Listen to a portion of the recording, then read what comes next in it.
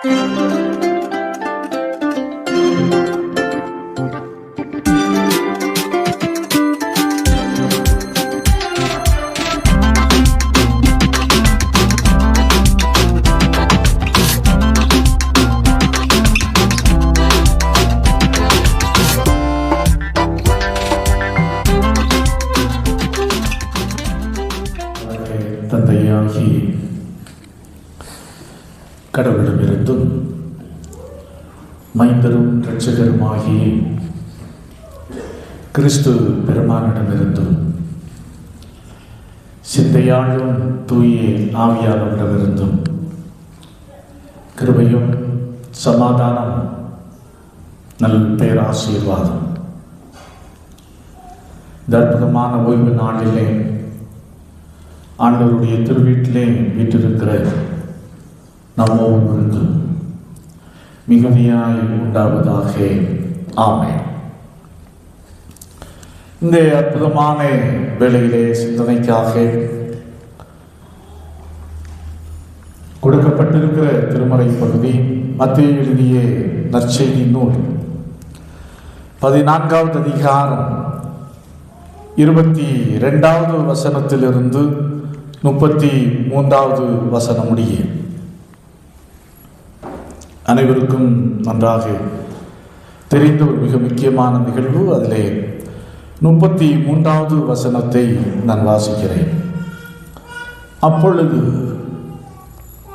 படவில் உள்ளவர்கள் வந்து, மெய்யாகவே நீர் தேவனுடைய குமாரன் என்று சொல்லி அவரை பணிந்து கொண்டார்கள். கண்களை மூடுவோம். ஆண்டவரை நோக்கி பார்த்து நாம் ஜெபிப்போம்.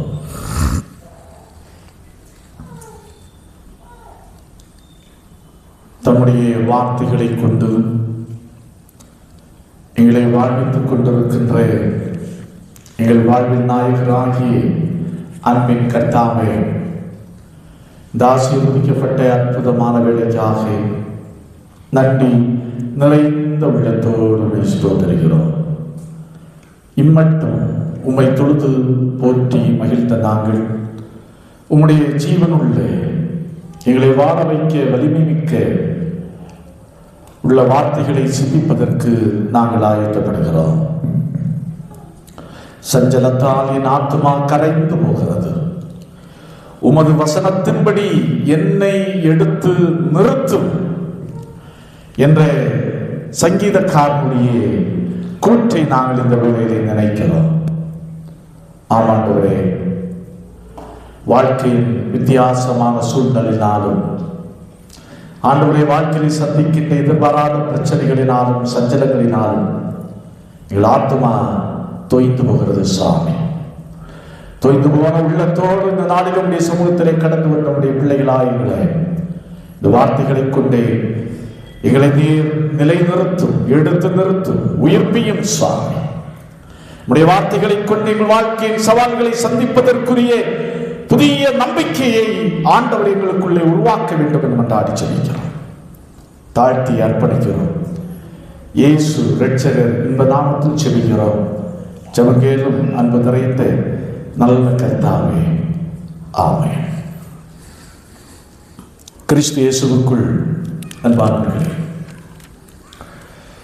இயேசு கிறிஸ்து கடலில் மேல் நடந்த அற்புதமான நிகழ்வுதான் இன்றைக்கு சிந்தனைக்காக கொடுக்கப்பட்டிருக்கிறது. இந்த பகுதியை நான் வாசித்து தியானித்துக் கொண்டிருந்த போது நான் படித்த ஒரு கற்பனை கதை ஒன்று என்னுடைய ஞாபகத்திற்கு வந்தது. ஒரு அருமையான கடற்கரை பகுதி, காலை வேளை தென்றல் காற்று வீசுகிறது. சிறிய அலைகள் அந்த தென்றல் காற்றினாலே எழும்பி, சிறிய அலைகள் எழும்பி கரையிலே வந்து சென்று கொண்டிருக்கின்றன. ஒரு காகம் ஒன்று கரையிலே வெயிட் பண்ணி கொண்டே இருக்கிறது. இந்த சிறிய அலைகள் கொண்டு வருகின்ற மீன்களை பிடித்து சாப்பிடுவதற்காக. இவ்வாறு அலைகள் வந்து போய் கொண்டிருக்கிறது. காகமும் மீன்களுக்காக காத்து கொண்டிருக்கிறது. திடீரென ஒரு பெரிய அலை ஒன்று ஆழத்திலே உருவாகி கொந்தளிப்போடு வர ஆரம்பிக்கிறது. இதை இந்த சிறு அலை கவனிக்கிறது. சிறு அலை ரொம்ப சோர்ந்து போய் அந்த சோர்வோடு கரையை நோக்கி அந்த தென்றல் காற்றிலே ஒய்யாரமாய் வருகிறது. அப்பொழுது காகம் இந்த சின்ன அலையை பார்த்து கேட்டது, ஏன் நீ சோர்வாய் வருகிறாய்? ஏன் நீ ரொம்ப தளர்ந்து போய் வருகிறாய் அப்படி என்று கேட்டபோது, பார், எனக்கு பின்னாக பார், ஒரு பெரிய அலை வருகிறது.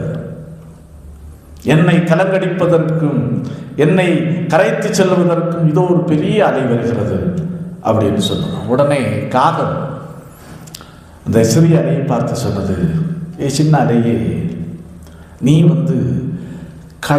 கடலினுடைய ஒரு பகுதி என்பதை மறந்து போகாதே. நீ கடலினுடைய ஒரு பகுதி. அந்த உணர்வு உனக்கு இருக்கும் என்று சொன்னால் இதை பற்றி நீ கவலைப்பட வேண்டிய அவசியம் இல்லை. ஒருவேளை பெரிய அலை உன்னை கொண்டு போனாலும் மீண்டும் முன்னால் சிறிய அலையாகவும் வர முடியும், பெரிய அலையாகவும் வர முடியும். நீ ஏன் தேவையில்லாமல் கலங்குகிறாய் அப்படி என்று சொல்லிட்டான். ஆம், கிறிஸ்துவுக்குள் அன்பானவர்களே, இது ஒரு கற்பனை கதையாக இருந்தாலும் இதில் ஒரு ஆழ்ந்த சத்தியம் இருக்கிறது. அதாவது சிறிய அலை நான் கடலினுடைய ஒரு பகுதி என்பதை உணர்ந்தால் கவலைப்பட வேண்டிய அவசியம் இல்லை. அதே போலதான் கடவுளுடைய மக்களாகிய நாம் சார்ந்திருக்கின்ற கடவுள் எப்படிப்பட்டவர் என்பதை நாம் உணர்ந்து அறிந்திருந்தோமானால், வாழ்க்கையில் எந்த புயல் வந்தாலும், வாழ்க்கையில் எந்த கொந்தளிப்பு வந்தாலும் நாம் கவலைப்பட வேண்டிய அவசியம் இல்லை, கலங்க வேண்டிய அவசியம் இல்லை. அதைத்தான் இந்த நாளுக்குரிய திருமறை பகுதியிலே மிக அருமையாக நாம் பார்க்கிறோம். கடந்த வாரத்தினுடைய தொடர்ச்சி. கடந்த வாரத்திலே இயேசு கிறிஸ்து மனதுருகி 5 அப்பங்களை 2 மீன்களையும் கொண்டு 5000க்கு மேற்பட்ட மக்களை போஷித்த நிகழ்வை நாம் பார்க்கிறோம். அதை தொடர்ந்து இந்த நிகழ்வு நடைபெறுகின்றது. இயேசு கிறிஸ்து கரையிலே தங்கிவிடுகிறார். சீடர்களை துரிதப்படுத்தி அக்கறைக்கு செல்ல அவர் அனுப்பிவிடுகின்ற சூழ்நிலையிலே கடலிலே கொந்தளிப்பு ஏற்படுகிறது. இயேசு கிறிஸ்து கடலின் மேல் நடந்து சென்று தம்முடைய சீடர்களிடத்திலே செல்லுகின்றார். அங்கே கொந்தளிப்பை அமர்த்துகின்றார். பேதுருவும் கடல் மேல் நடக்க ஆசைப்படுகின்றார். அதற்கும் அனுமதி கொடுக்கின்றார். நடக்கின்றார். ஆனால் இறுதியிலே மூழ்கின்றார். கடைசியிலே காப்பாற்றப்படுகின்றார். இந்த அற்புதத்தை கண்ட சீஷர்கள் எல்லாரும் அவரை பணிந்து கொண்டார்கள் என்று பார்க்கிறோம். நாம் கிறிஸ்து இயேசுவுக்குள் அன்பானவர்களே, நாம் சார்ந்திருக்கின்ற, நாம் நம்புகின்ற, நாம் விசுவாசிக்கின்ற ஆண்டவர் எப்படிப்பட்டவர் என்பதை தான் இந்த வேத பகுதியை வைத்து 4 காரியங்களை உங்களுக்கு முன்பாக வைத்து இந்த நாளின் இறை செய்தியை நான் நிறைவு செய்ய ஆசைக்கின்றேன். முதலாவதாக வாசியில் பார்க்கலாம். மத்தேயு எழுதிய நற்செய்தி நூல் 14வது அதிகாரம் 24வது வசனம். அதற்குள்ளாக படவு நடுக்கடலிலே சேர்ந்து எதிர்காற்றாயிருந்தபடியால் அலைகளினால் அலைவுபட்டது. இரவின் 4ஆம் ஜாமத்திலே இயேசு கடலின் மேல் நடந்து அவர்களிடத்தில் வந்தார். நாம் நம்புகிற ஆண்டவர் இயேசு எப்படிப்பட்டவர், அவருடைய பார்வை எப்படிப்பட்டது என்பதை நாம் இந்த பகுதியிலே நாம் பார்க்கிறோம். பாருங்கள், சீடர்களை இயேசு கிறிஸ்து அனுப்பிவிடுகிறார். அற்புதம் நடந்த பிற்பாடு, மக்களை அற்புதமாய் போஷித்த பிற்பாடு சீடர்களை போட்டில் அவசரமாய் அனுப்பிவிடுகிறார், துரிதப்படுத்தி அனுப்புகிறார். இவர் கரையிலே தங்குகிறார். சாயங்காலம் ஆகிறது, இரவு ஆகிறது. படகு நடுக்கடலிலே போய்விட்டாய் ஆயிற்று. கடல் கொந்தளிப்பு உண்டாகிறது, படகு தள்ளாடுகிறது. இதை நாம் சற்று கூர்ந்து பார்க்க வேண்டும். இயேசு கிறிஸ்துனுடைய பார்வை எப்படிப்பட்டது? நடுஜாமம் அப்படி என்று சொல்லுகிறது. அப்படி என்று சொன்னால் அதிகாலை 3 மணி, சூரியன் உதிக்காத நேரம், இருள் சூழ்ந்த நேரம். அதுவும் படகு நடுக்கடலிலே போயாயிற்று. நடுக்கடலிலே நான் பயணித்துக் கொண்டிருக்கிறது. ஆனால் பாருங்கள், இயேசுனுடைய பார்வை யார் மேல் இருக்கிறது? சீஷர்கள் மேல் இருக்கிறது.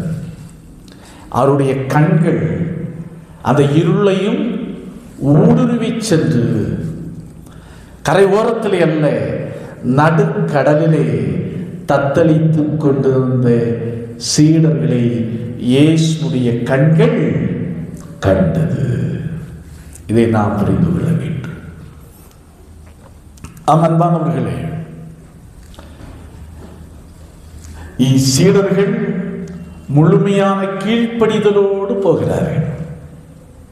நன்றாய் கவனிக்க வேண்டும். நீங்க போங்க, அக்கறைக்கு போங்க அப்படி என்று சொன்ன உடனே, அவசரப்படுத்தின உடனே அவர்கள் கீழ்ப்படுகிறார்கள். ஆம் ஆண்டவரே, நீர் சொல்லுகிறபடி நாங்கள் போகின்றோம் அப்படி என்று போகிறார்கள். கீழ்ப்படித்துதான் போகிறார்கள். ஆனால் என்ன உண்டாகிறது? கடல் கொந்தளிக்கிறது, கப்பல் தள்ளாடுகிறது, போட் தள்ளாடுகிறது. ஆம், கிறிஸ்துவுக்குள் அன்பானவர்களே, ஒன்றை புரிந்து கொள்ள வேண்டும். யோபை குறித்து வேதம் சொல்கிறது. யோபு உத்தமன், சன்மார்க்கன், நீதிமான், தேவனுக்கு பயந்தவர். அப்பேற்பட்ட மனுஷனுக்கு வாழ்க்கையில் என்ன உண்டாயிற்று? கொந்தளிப்பு உண்டாயிற்று. ஆகையினால் கடவுள் நீதிமானாக இருப்பதினால் அல்லது கடவுளுக்கு பயந்திருப்பதினால், கடவுளை முழுமையாய் ஆராதித்து வாழ்கிறதுனால் பிரச்சனை இல்லை அப்படி என்று ஆண்டவர் எங்கேயும் சொல்லவில்லை. ஆனால் ஒன்றை நாம் புரிந்து கொள்ள வேண்டும். நம்முடைய வாழ்க்கையின் பிரச்சனைகளின் நடுவிலே ஆண்டவருடைய எக்ஸ்ரே கண்கள் ஊடுருவி நம்மை என்ன செய்கிறது? நம்மை பார்க்கிறது. இருள்தான், கடல் முழுவதும் இருள். நீங்க கடற்கரையில இரவு நேரத்திலே நின்று போய் பாருங்கள், எதுவுமே தெரியாது.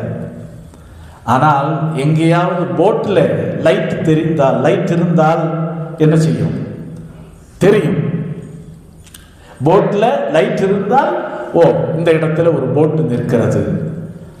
அதில் ரொம்ப அதிகமான விளக்குகள் தெரிந்தால் ஏதோ ஒரு கப்பல் நிற்கிறது அப்படின்னு மட்டும் தெரியும். வேற எதுவுமே தெரியாது. எந்த பகுதியில் பாறை இருக்கு எதுவுமே தெரியாது. அதே போல் ஒரு சூழ்நிலையில் தான் இந்த போட்டில் பயணித்துக் கொண்டிருந்த மக்களை இயேசு கிறிஸ்து பார்த்தார். அதான் இயேசுனுடைய பார்வை. நாம் கிறிஸ்துவுக்குள் அன்பானவர்களே, இந்த பார்வையினுடைய மகத்துவத்தை உணர்ந்த காரணத்தினால்தான் ஆகார் கடவுளுக்கு ஒரு பெயரை வைத்தாள். என்ன பெயர்? நீர் காண்கிற தெய்வம், அப்படி என்று பெயரை வைத்தார். நாம் கிறிஸ்துவுக்குள் அன்பானவர்களே, இந்த நாளில் ஒரு சிறு கூட்டமாக நாம் இருக்கிறோம். ஒவ்வொருவரும் ஒவ்வொரு விதமான சிச்சுவேஷன்ல இருந்து நாம் வந்து கொண்டிருக்கிறோம். ஒவ்வொருவருக்கும் ஒவ்வொரு விதமான போராட்டங்கள், ஒவ்வொருவருக்கும் ஒவ்வொரு விதமான பிரச்சனைகள், ஒவ்வொருவருக்கும் ஒவ்வொரு விதமான தேவைகள். இவைகள் நடுவிலே நாம் வந்திருக்கிறோம். சில நேரத்தில் நமக்கு சந்தேகங்கள் எழுகின்றது. நான் எப்படிதான் ஆண்டவரை ஆராதித்துக் கொண்டிருக்கிறேன்? எப்படிதான் நான் கடவுளை தேடுகின்றேன், ஆனால் எனக்கு இது ஏன் என்ற கேள்வியும் அநேக நேரத்தில் நமக்குள்ளே எழும்புகின்றது. ஆனால் ஒன்றை நாம் புரிந்து கொள்ள வேண்டும். நம்முடைய வாழ்க்கையிலே நாம் சந்திக்கின்ற எல்லா வித்தியாசமான சூழ்நிலை கொந்தளிப்புகளினூடே கடவுள் நம்மை என்ன செய்கிறார்? பார்க்கிறார். நம்மை பார்க்கிறார். இதை நாம் புரிந்து கொள்ள வேண்டும். ஆகவே நம்முடைய கலக்கங்களிலே, நம்முடைய இடர்பாடுகளிலே, நெருக்கடிகளிலே ஒன்றை புரிந்து கொள்வோம். ஆண்டவருடைய கண்கள் யாருக்கு நேராக இருக்கிறது? எனக்கு நேராக இருக்கிறது என்று ஒவ்வொருவரும் நாம் நினைக்க வேண்டும். அடுத்ததாக பாருங்கள், 25வது வசனம். 25வது வசனம். இரவின் 4ஆம் ஜாமத்திலே இயேசு கடலின் மேல் நடந்து அவர்களிடத்தில் வந்தார். 4ஆம் ஜாமத்திலே இயேசு கடலின் மேல் நடந்து, இயேசுனுடைய நடை குறித்து நாம் இங்கே பார்க்கிறோம். முதலாவது இயேசுனுடைய பார்வையை குறித்து பார்த்தோம். இப்போது இயேசுனுடைய நடையை குறித்து பார்க்கிறோம். இயேசுனுடைய நடை சோக்கு நடை அல்ல. இயேசுனுடைய நடை சொகுசு நடையும் அல்ல. இயேசுனுடைய நடை அதிகாரமிக்க நடை. நடை. பாருங்கள், இயேசு கிறிஸ்துவை ஒரு முறை இவருடைய அற்புதத்தை கண்ட ஜனங்கள் எல்லாரும் இயேசு கிறிஸ்துவை என்னவாக்க வேண்டும் என்று முயற்சிக்கிறார்கள்? ராஜாவாக்க வேண்டும் என்று முயற்சிக்கிறார்கள். இயேசு அந்த இடத்தை விட்டு நகர்ந்து போகிறார்.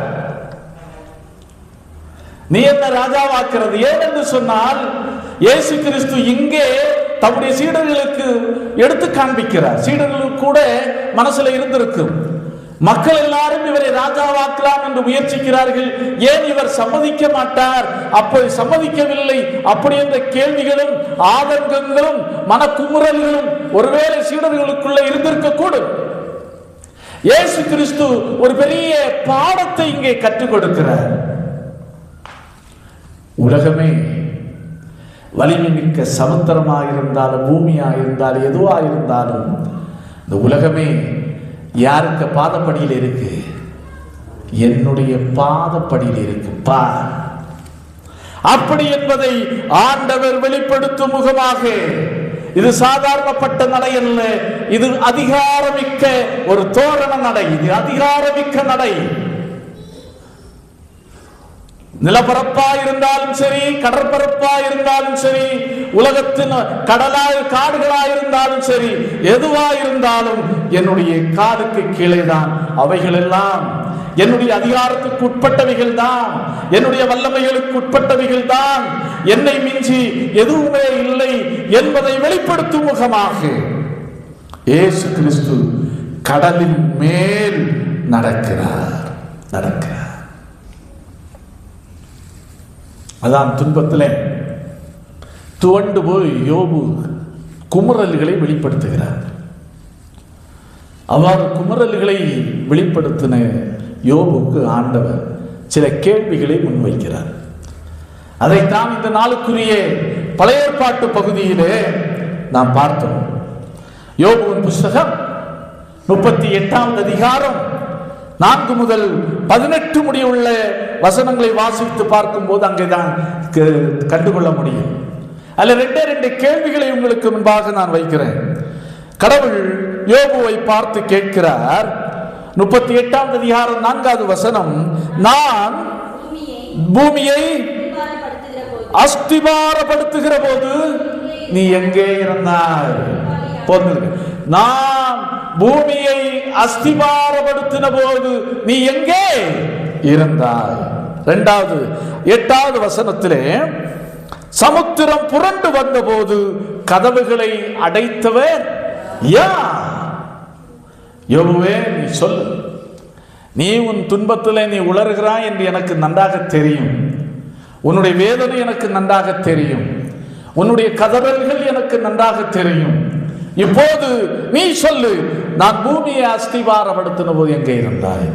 கடல்களுக்கு கதவை அமைத்து தடுத்து நிறுத்தின போது உன்னுடைய நிலைமை என்ன? நீ எங்கே இருந்தாய்? ஆம், கிறிஸ்து இயேசுவுக்குள் அன்பானவர்களே, நாம் சந்திக்கின்ற பிரச்சனைகள், போராட்டங்கள் எல்லாவற்றையும் விட நம்முடைய ஆண்டவர் அதிகாரம் மிக்கவர், அதிகாரம் மிக்கவர். பாவத்தின் மீது அதிகாரம், பிசாசின் மீது அதிகாரம், வியாதியின் மீது அதிகாரம், மரணத்தின் மீது அதிகாரம் உள்ளவர் நம்முடைய கடவுள். அதை வெளிப்படுத்தும் முகமாக ஆண்டவர் கடந்து சென்றார். சீடர்கள் படகிலே இருந்து பயப்படுகிறார்கள். கடல் கொந்தளிக்கிறது.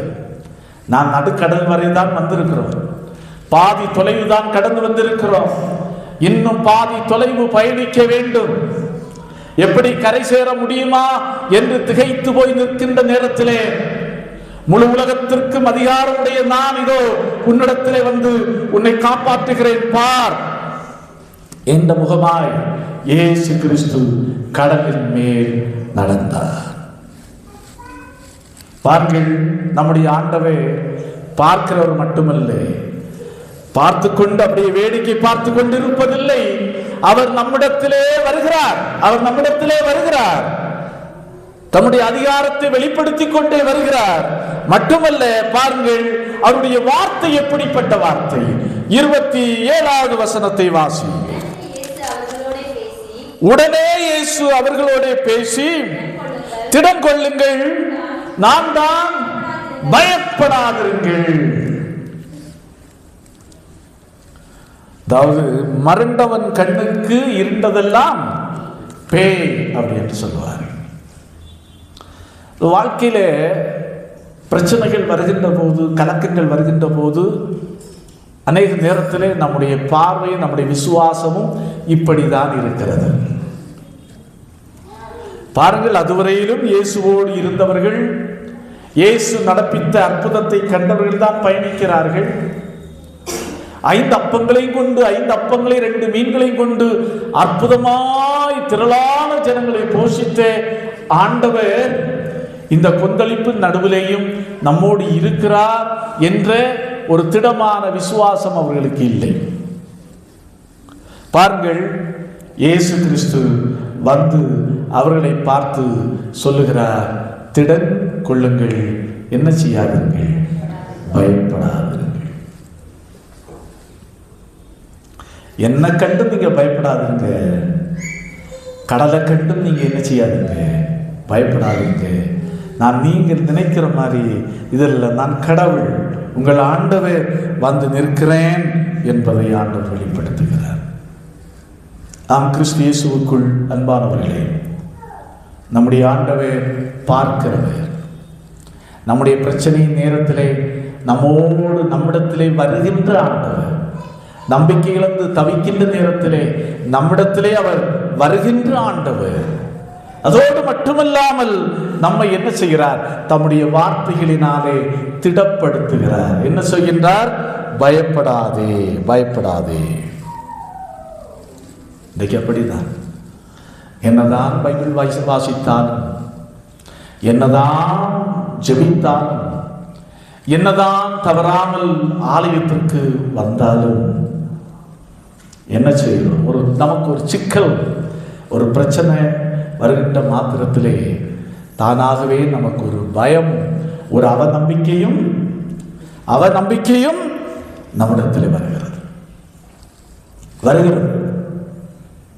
எப்படி இதை நான் வெற்றியோடு தாண்டி செல்ல முடியுமா? இந்த சோதனையை நான் ஜெயிக்க முடியுமா? இந்த போராட்டத்தை வெல்ல முடியுமா? இந்த தேவையை நான் பூர்த்தி செய்ய முடியுமா? பிள்ளைகளுக்கு என்ன எப்படி நான் திருமணம் செய்து கொடுப்பேன்? இந்த பிள்ளையை எப்படி இந்த எதிர்காலத்தில் சரியான தொழில் இல்லை, எப்படி வாழப்போறான்? அப்படி என்றெல்லாம் நினைக்கின்ற போது ஒரு பயம் வரத்தான் செய்கிறது. ஆனால் ஆண்டவர் பார்க்கிறார், நம்மிடத்திலே வருகிறார். மட்டுமல்ல, அவர் திடப்படுத்துகிறார். தம்முடைய ஆற்றல் மிகுந்த வல்லமை மிக்க வார்த்தைகளை கொண்டு ஆண்டவர் திடப்படுத்துகிறார்.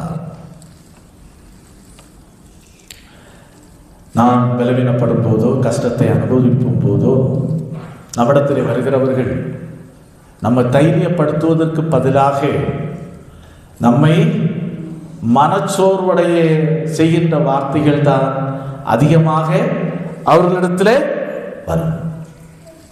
அதுதான் வரும். ஆனால் ஆண்டவர் அப்படி இல்லை. திடன் கொள்ளுங்கள், நீ என்ன செய்யாதீங்க, பயப்படாதீர்கள். கடைசியாக பாருங்கள் 31வது வசனம். 31வது வசனம்.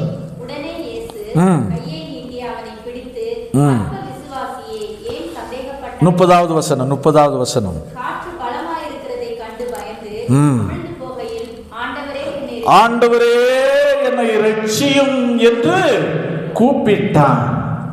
முதலாவது என்ன பார்த்தோம்? கடவுளுடைய பார்வை, கண். இரண்டாவது இயேசுனுடைய நடை, எப்படி நடந்தார் என்பதை பார்த்தோம். மூன்றாவது இயேசுனுடைய வார்த்தை, எப்படிப்பட்ட ஆற்றல் மிகுந்த வார்த்தை என்பதை பார்த்தோம். நான்காவது இயேசுனுடைய காது. நன்றாய் கவனியுங்கள். இயேசு கிறிஸ்து கடல் மேல் நடக்கிறார். பேதுருக்கு ஒரு சின்ன ஆசை வருகிறது, நானும் நடக்க வேண்டும் என்று சொன்னபோது அவன் நடக்கிறார். வேதம் சொல்லுகிறது, அவன் வெற்றிகரமாய் அடியை எடுத்து வைத்தான். ஆனால் அவனுடைய பார்வை மாறின போது கடலுக்குள்ளே போக ஆரம்பித்தான். கடலுக்குள்ளே போக ஆரம்பித்த உடனே அவன் அபயகுரல் எழுப்புகிறான். எப்படி எழுப்புகிறான்? ஆண்டவரே என்னை இரட்சியும். அபயகுரல் எழுப்புகிறான். பாருங்கள், வேதம் அழகாக சொல்கிறது. உடனே, அடுத்த வசனம் மிக அழகாக சொல்லுது, உடனே. யாப்பா நீ இப்படி பண்ண? உனக்கு விசுவாச குறைவு, அதனால்தான் நீ அமிழ்ந்து போகிறாய். அப்படி என்றெல்லாம் இயேசு கிறிஸ்து அங்கே தக்கித்து கொண்டு நிற்கவில்லை. வேதம் அழகாய் சொல்கிறது, அவன் அபய குரல் எழுப்பின உடனே அவர் தமது கையை நீட்டி அவனை பிடித்து, அதுக்கப்புறம் சொல்லுகிறார், அற்ப விசுவாசியே, நீ ஏன் சந்தேகப்பட்டாய்? அப்போ இயேசுனுடைய செவி, ஆபத்தில் கூப்பிடுறவர்களுக்கு ஆண்டவருடைய செவி எப்போதுமே எப்படி இருக்கு? திறந்து இருக்கிறது.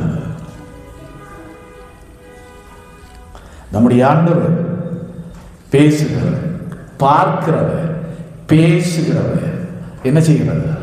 கேட்கிறவர். பேசாத கல்லோ மரமோ நீர் அல்ல. நீர் எப்படிப்பட்ட ஆண்டவர்? பேசும் தெய்வம் நீர், கேட்கிற தெய்வம் நீர், கேட்கிற ஆண்டவர் அவர். இங்க அதான் பாருங்கள், இன்றைக்கு வாசித்து கேட்ட சங்கீத பகுதியிலே மிக தெளிவாக பார்க்கிறோம். 18வது வசனத்திலே, 18வது சங்கீதத்திலே 3வது வசனம் சொல்லுகிறது, துதிக்கு பாத்திரராகிய கர்த்தரை நோக்கி கூப்பிடுவேன், அதனால் என் சத்துருக்களுக்கு நீங்களாக்கி ரட்சிக்கப்படுவேன். பின்வரும் வசனங்களை பாருங்கள். மரண கட்டுகள் என்னை சூழ்ந்து கொண்டது, துர்ச்சன பிரவாகம் என்னை பயமுறுத்தியது, பாதாள கட்டுகளும் என்னை சூழ்ந்து கொண்டது. எல்லாவற்றின் நடுவிலும் எனக்கு உண்டான நெருக்கத்திலே கர்த்தரை நோக்கி கூப்பிட்டேன்.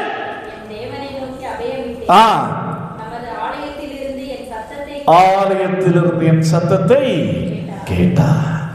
அப்ப கேட்கிறவர் எங்கிருந்து? ஆலயத்திலிருந்து என் சத்தத்தை கேட்டார். கூட்டம் பெருசல்ல, எப்படி நாம் கூப்பிடுகிறோம் என்பதில் தான் இருக்கு. உண்மையான இதயத்தோடு அவன் உயிர் போகின்ற சூழ்நிலை கூப்பிடுகிறான்.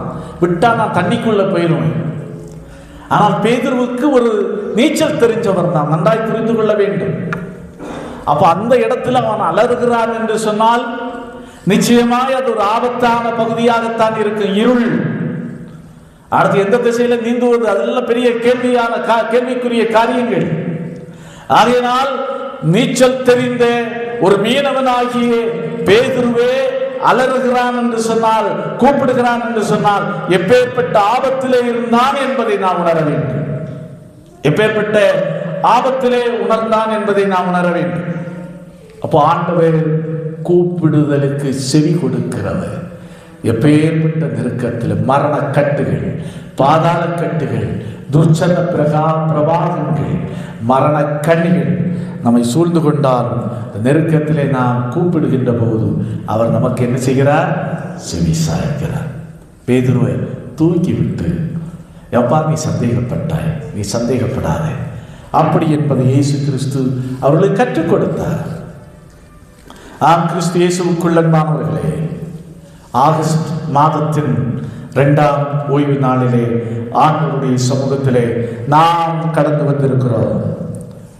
நம்முடைய ஆண்டவருடைய கண்கள் நம்மை பார்க்கின்றன. இயேசுனுடைய நடை நம்மை நோக்கியே இருக்கின்றன. அதே போல இயேசுனுடைய வார்த்தை எப்போதும் நம்மை தைரியப்படுத்துகின்றன. இயேசுனுடைய செவிகள் நமக்காக எப்போதுமே திறந்திருக்கின்றன. பாருங்கள், இதையெல்லாம் பார்த்த மாத்திரத்திலேயே இந்த சீடர்கள் என்ன செய்தார்கள்? அதான் நீதான் தேவனுடைய குமாரன் என்று சொல்லி அவரை பணிந்து கொண்டார்கள். எப்பா, இதுவரைக்கும் நாம் அவரோடு கூட இருந்த உண்மைதான், அவர் செய்த அற்புதங்களை கண்ட உண்மைதான். ஆனால் இவர்தான் உண்மையான தேவ குமாரன் என்று சொல்லி அவரை பணிந்து கொண்டார்கள். அவருடைய கண்கள் இப்போதுதான் திறக்கப்படுகின்றன. ஆமன்பானவர்களே, அதே போல நாம் ஒருவேளை திருமறையை வாசிக்கிறவர்களும் ஜெபிக்கிறவர்களுமாய் ஆராதனைக்கு வருகிறவர்களுமாய் இருக்கலாம். ஒருவேளை இன்னும் கூட இயேசு எப்படிப்பட்டவர் என்பதை வாழ்க்கையிலே ருசியாமல் வாழ்ந்து கொண்டிருக்கலாம். இதை உணர்வோம். கர்த்தர் நல்லவர் என்பதை ருசித்து பாருங்கள். ஆம், ஆண்டவர் பார்க்கிறார், நம்மை பார்க்கிறார், வாழ்க்கையின் எல்லா சூழ்நிலையும் பார்க்கிறார். நமக்கு உதவி செய்ய நம்மை நோக்கி அவர் நடந்து வருகிறார். தம்முடைய வார்த்தைகளை கொண்டு நம்மை திடப்படுத்துகிறார். செவி கொடுத்து கேட்டு நம்மை தூக்கி விடுகின்ற ஆண்டவர். ஆகவே உணர்ந்து இப்படிப்பட்ட ஆண்டவர் மேலே ஆழமான விசுவாசத்தை வைத்து வாழ்க்கை பயணத்தை நாம் தொடருவோம் என்று சொன்னார். எந்த புயல் வந்தாலும், எந்த கொந்தளிப்பு வந்தாலும், எந்த சூழ்நிலைகள் மாறினாலும், எந்த தோல்வி வந்தாலும், எந்த நஷ்டம் வந்தாலும் நாம் கலக்கமடைய வேண்டிய அவசியமில்லை. நாம் கடவுளுடைய சரீரமாக இருக்கிறோம். அவருடைய இரத்தத்தினாலே மீட்கப்பட்டவர்களாய் இருக்கிறோம். இதை உணர்ந்து வாழ்வோம். ஆண்டவர் தாமே இந்த வார்த்தைகளை கொண்டு நம் ஒவ்வொருவரையும் ஆசீர்வதிப்பாராக. ஆமென். எல்லா புத்திக்கு மேலான தெய்வ சமாதானம் உங்கள் இருதயங்களையும் சிந்தனைகளையும் கிறிஸ்து இயேசு நாமத்தால் காத்துக் கொள்வதாக. ஆமென்.